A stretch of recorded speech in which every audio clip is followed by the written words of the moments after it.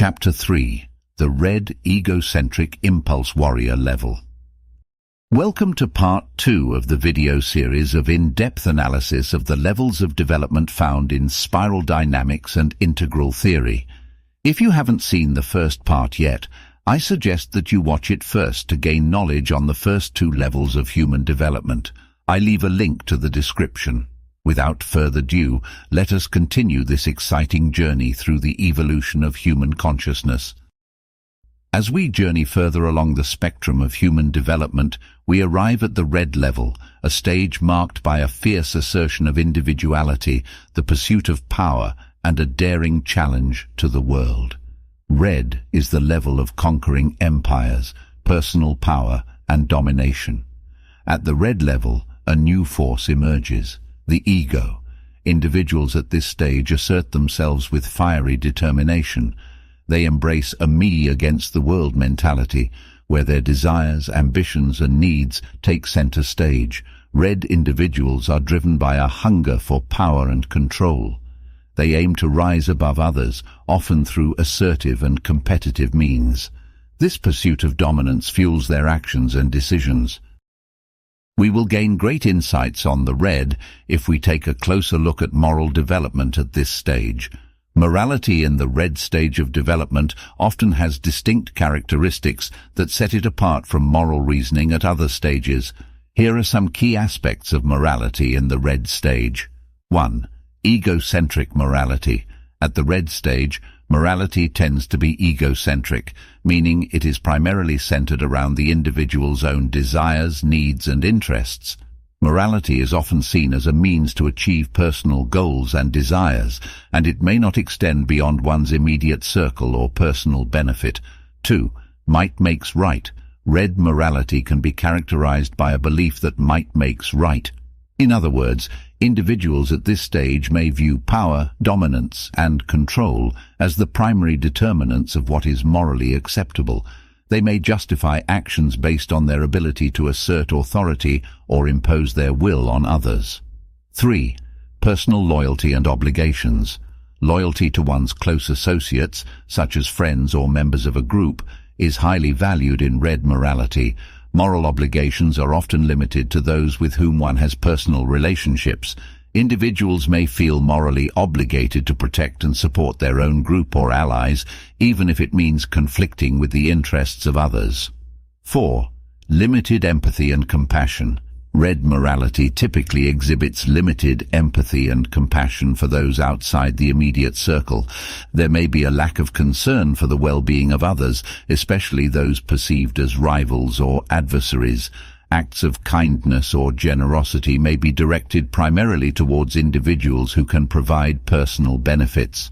5. Revenge and retribution.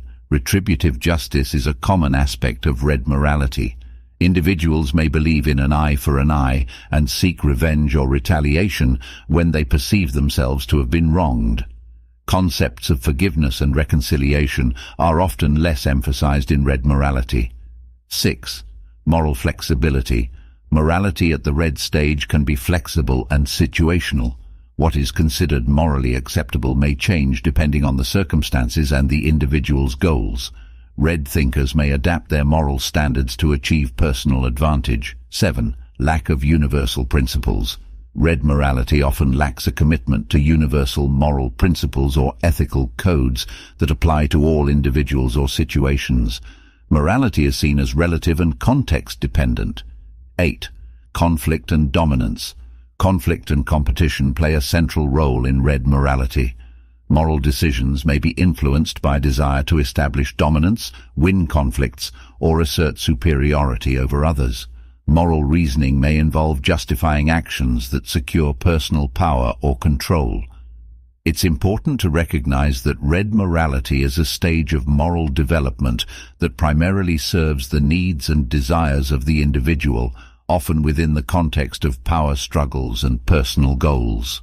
As individuals progress through further stages of development, their moral reasoning typically becomes more complex, empathetic, and inclusive of broader ethical principles.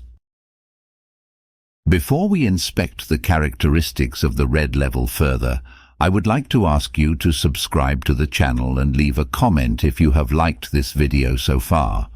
It would really make my day and help me tremendously on making more content like this for you. Thanks. The shadows of red.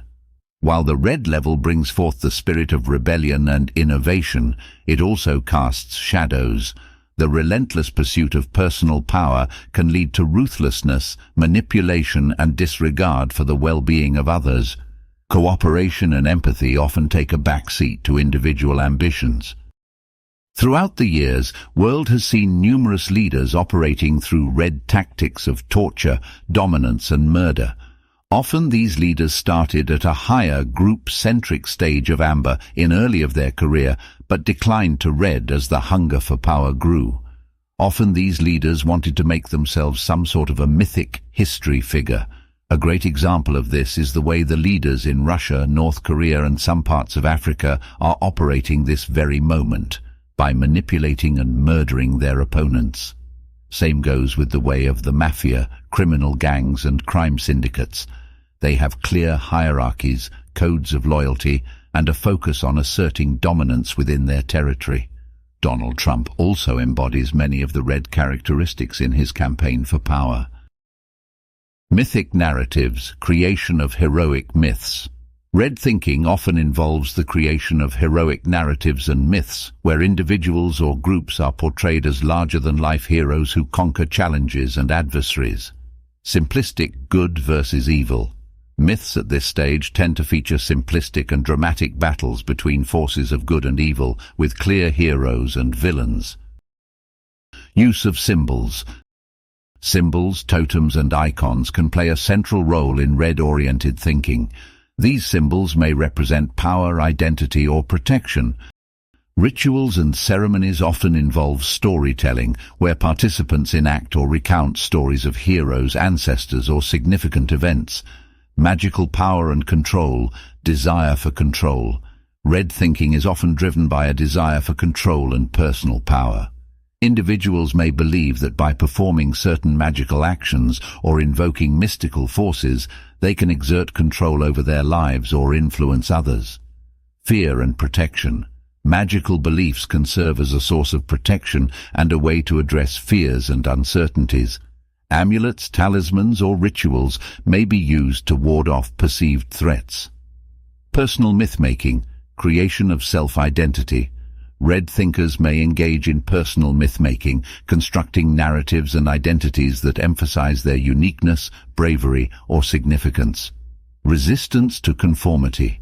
There is often a resistance to conforming to societal norms or rules, as red thinkers prefer to follow their own narratives and paths.